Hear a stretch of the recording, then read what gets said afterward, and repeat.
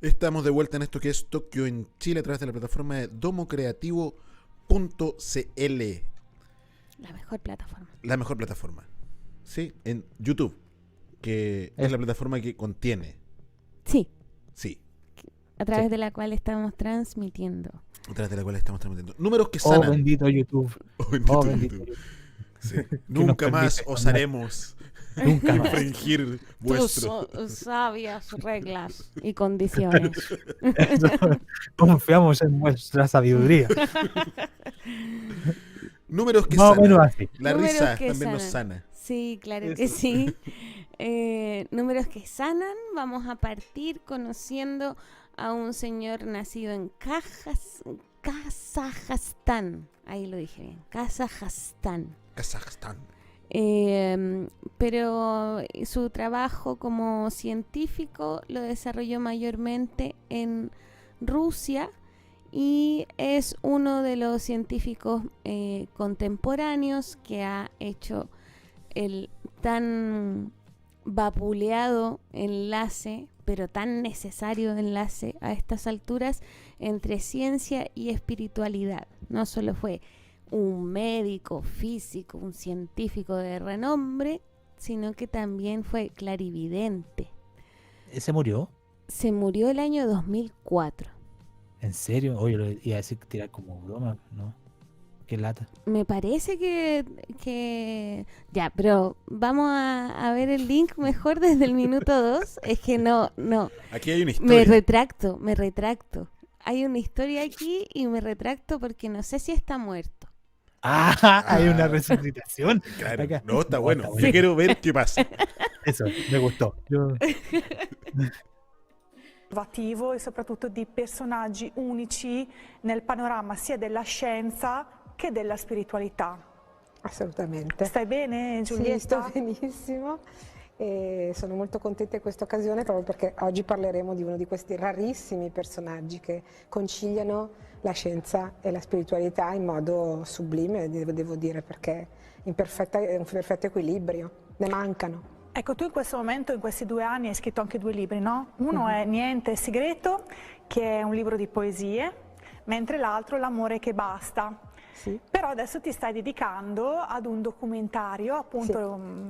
Sì. Vorrei fare un documentario su Grabovoi, per quello conosco Stefano Candela, che è qui con noi proprio per parlare di Grabovoi, che è il presidente della fondazione legata a Grabovoi, perché sono molto incuriosita da questo personaggio, lo sono come ricercatrice e lo sono anche come persona, semplicemente perché a mio avviso dobbiamo proprio trovare un linguaggio che sia intermedio tra la scienza e la fede, perché senza la fede, senza la spiritualità, la scienza diventa disumana e senza la scienza, la spiritualità diventa creduloneria, diventa qualche cosa di anche troppo staccato dalla realtà, e invece appunto cerco sempre dei personaggi che la conciliano e li promuovo proprio perché credo che in quella direzione dovremmo proprio andare, soprattutto in questo momento.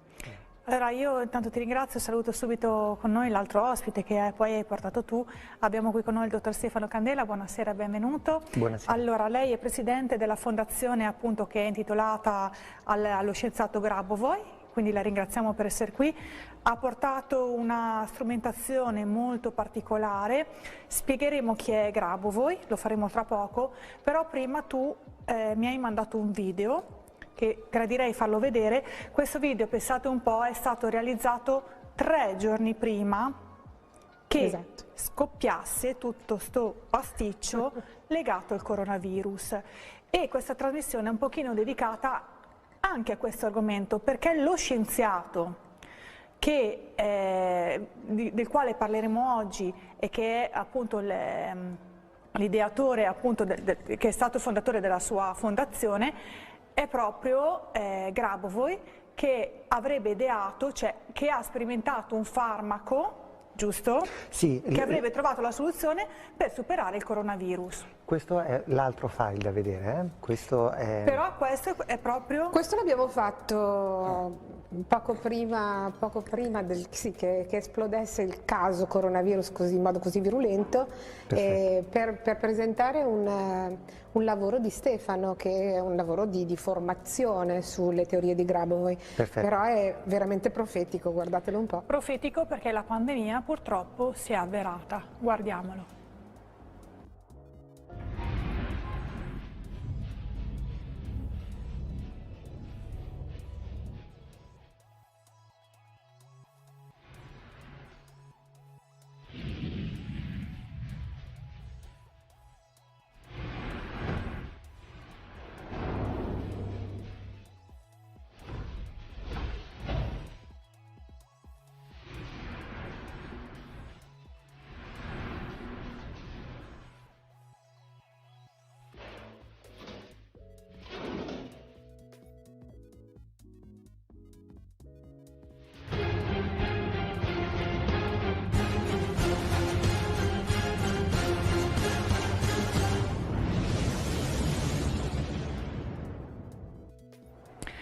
Allora, che sia veramente giunto il momento del cambiamento, questo ormai è evidente a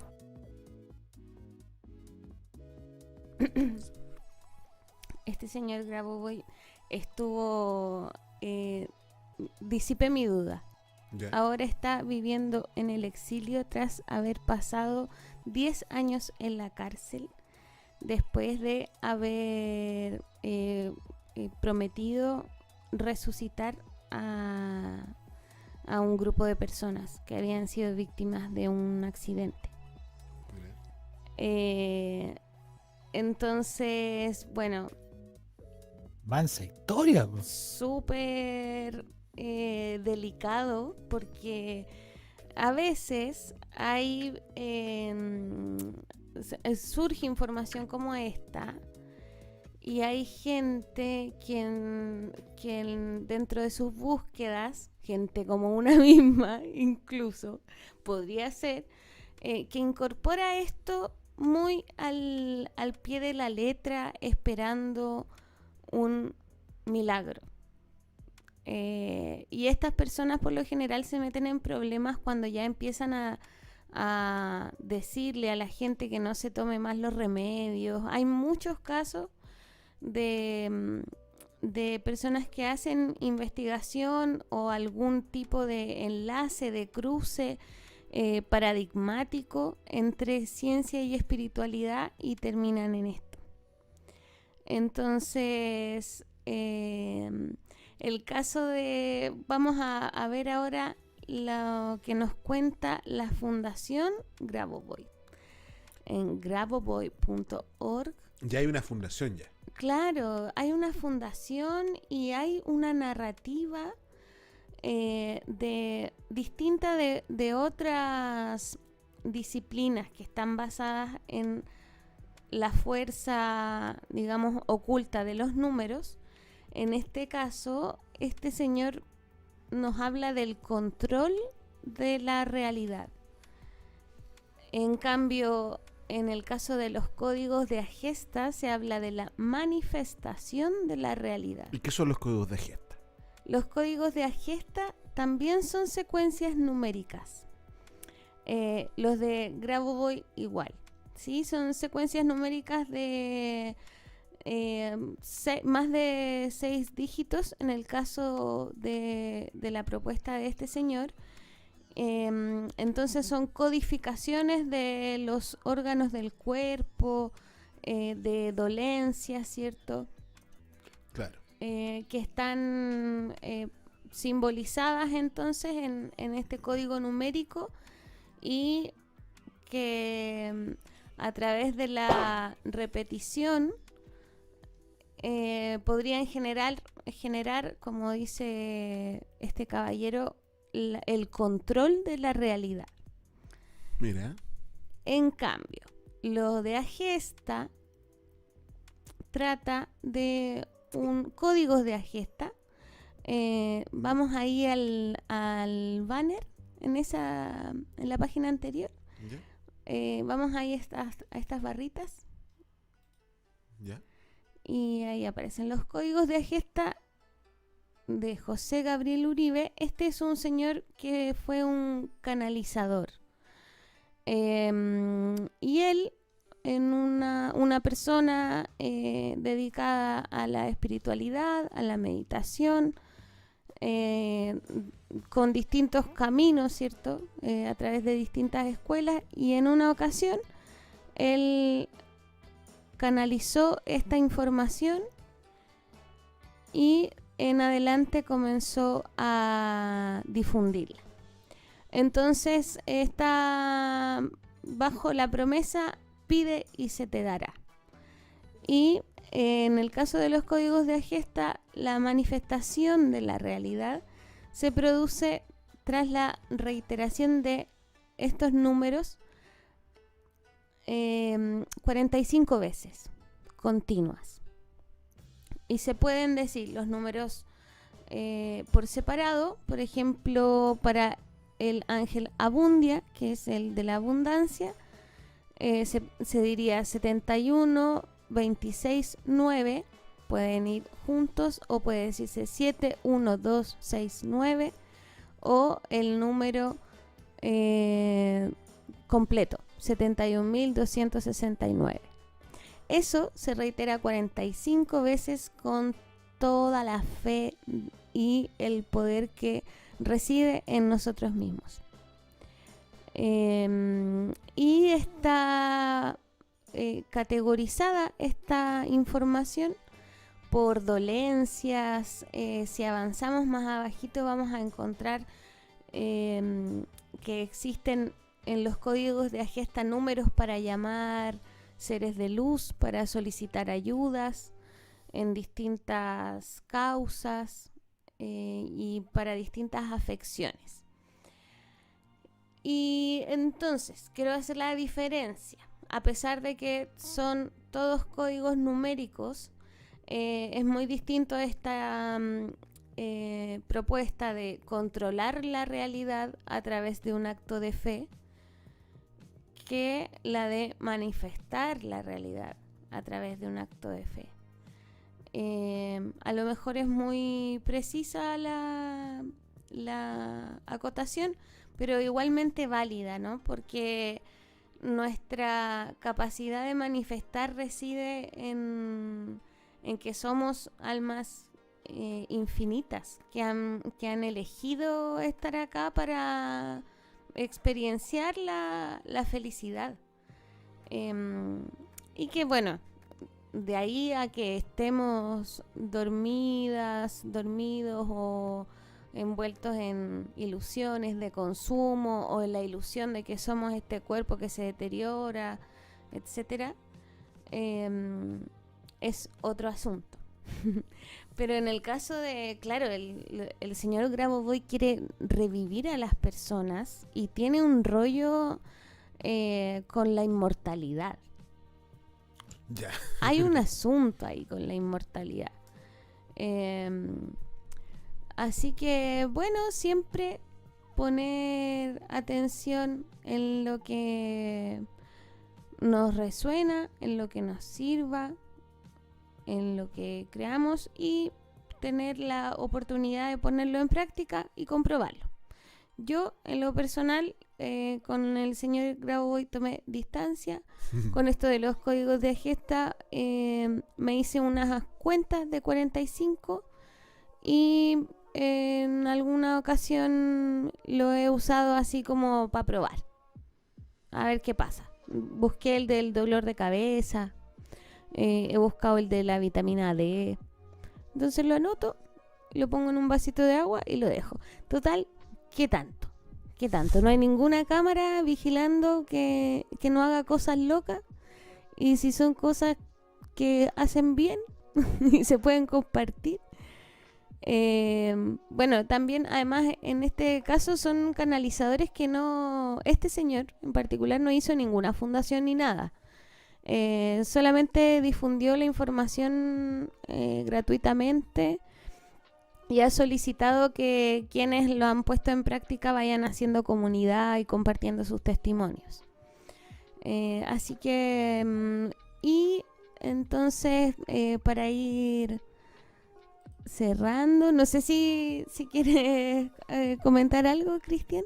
Estoy para adentro con la información. Estaba leyendo los códigos. Me parece muy interesante.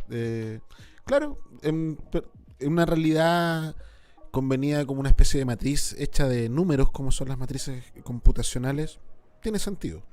Claro, igual tiene sentido también que existe, ¿cierto?, una correspondencia cromática entre números y colores. Existe una correspondencia vibratoria y existe una frecuencia vibratoria en la que los números también, claro, influyen en esta matriz. Ahora, es muy distinto de la numerología esto. Claro. La numerología es una narrativa basada en lo ancestral, en las enseñanzas de Paracelso, de Pitágoras. La numerología usa una figura, ¿cierto?, que es un sistema de cálculo que se llama penáculo, en el que se hacen cálculos para conocer los números de la persona, cuál es su número de nacimiento, etcétera. En cambio, esto es un relato estelar. Un relato estelar. Claro, porque los códigos de Agesta se los mandaron, digamos, en una meditación a José Gabriel Uribe. Entonces, bueno, aquí compartimos esta información para quienes quieran ponerlo en práctica, experienciarlo, después nos cuentan cómo les va. O conocer esto.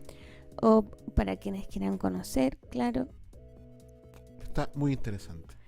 Y para ir cerrando, les quiero mostrar una persona que se llama David Tammet, que tiene a propósito de números, cromática y frecuencia, etcétera.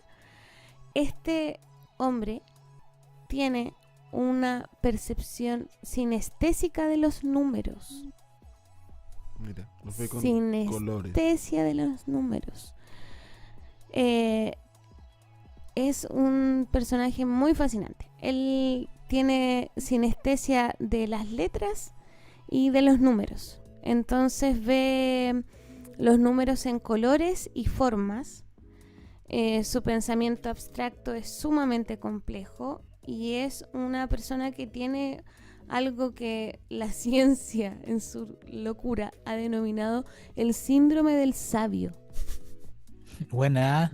El síndrome del sabio. O sea, esta persona tiene una capacidad de cálculo increíble. Puede hacer cálculos numéricos mentales de cifras larguísimas y ve los números. Claro. Le producen, tiene una emocionalidad relacionada con ese mundo abstracto. Y esta ilustración que vemos ahí es la ilustración de cómo él ve el número pi. Este es el resultado visual. Y estuvo más de 22 horas en una ocasión diciendo esta cifra del número pi. Y bueno, es el caso de una persona con la que prácticamente se ha experimentado. Claro. Y me gustaría que veamos un poquito que si nos puedes leer un poquito este artículo, Cristian, abajo nos cuentan más sobre David Tammet, ¿sí? Los científicos denominan sinestesia a mi experiencia visual y emocional de los números, una rara mezcla neurológica de los sentidos que comúnmente resulta en la capacidad de ver las letras y o los números en color. La mía es de un tipo inusual y complejo. Percibo los números como formas, colores, texturas y movimientos. El número 1, por ejemplo, es un blanco brillante y luminoso, como si alguien encendiera un flash ante mis ojos. El 5 es como el ruido de un trueno o el de las olas rompiendo contra las rocas. El 37 tiene grumos como el porridge, mientras que el 89 me recuerda a la nieve cayendo. Usando mis experiencias sinestésicas desde mi temprana infancia, he crecido con la habilidad de manejar y calcular números enormes en mi cabeza sin ningún esfuerzo consciente, igual que el personaje de Raymond Bobbitt en Rayman. Mi tipo favorito de cálculo es calcular potencias, es decir, multiplicar por sí mismo un número en cierto número de veces. Veo el resultado de cada potencia como un patrón visual característico en mi cabeza. Según crecen los resultados, las formas y colores mentales que experimento se van haciendo más complejos. Veo la quinta potencia de 37 por 37 por 37 por 37 por 37. 69.343.957. Como un gran círculo compuesto de círculos menores corriendo desde la parte de arriba en sentido contrario a las agujas del reloj. Cuando divido un número por otro, veo una espiral que rota hacia abajo en bucles cada vez más grandes, que parecen torcerse y curvarse. Divisiones diferentes producen tamaños diferentes de espirales con curvas distintas. A partir de mis imágenes mentales puedo calcular un cociente de 13 a 97 con casi 100 cifras decimales. Nunca escribo nada cuando calculo, porque siempre he podido hacer las cuentas con mi cabeza, y es mucho más fácil para mí visualizar la respuesta usando mis formas sinestésicas que tratar de hacer las cuentas con las técnicas de sumar y llevar que enseñan en el colegio. Cuando multiplico, veo los dos números como formas distintas. La imagen cambia y emerge una tercera forma, la respuesta correcta. El proceso ocurre espontáneamente en cuestión de segundos. Es como hacer matemáticas sin tener que pensar. Buena. Así. Entonces, Increíble. sí, este es un ser humano increíble que ha escrito novelas y bueno, también ha escrito material autobiográfico. Entonces, en este libro él dice que viene de un planeta azul, que no es de este planeta y que siempre se ha sentido una persona muy ajena a todo. Sin embargo, ha aprendido. Yo también lo imaginaba. Sí, y mira, más abajo hay un último link que me gustaría que veamos. Este documental. O aquí. No, ahí. Gracias. Un documental que está disponible también en español. Ajá. Y que nos habla de este joven, de esta persona asombrosa, y de cómo es un poco su existencia, siendo alguien tan ajeno, con un mundo tan abstracto, tan complejo su nivel de abstracción. Mire. ¿Y quieres que lo veamos? Veamos un poquitito. Y aquí Why are they all so excited? Genius. It's not human.